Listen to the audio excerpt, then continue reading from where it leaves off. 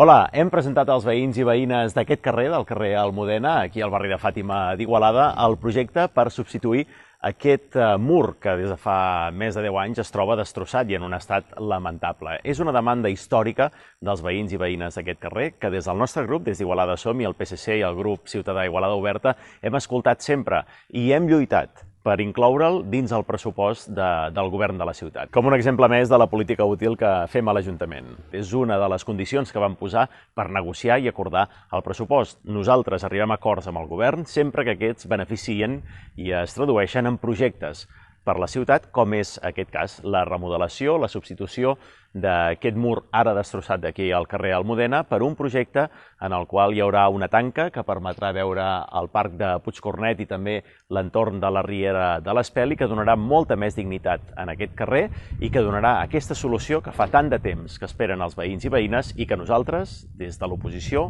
hem fet possible.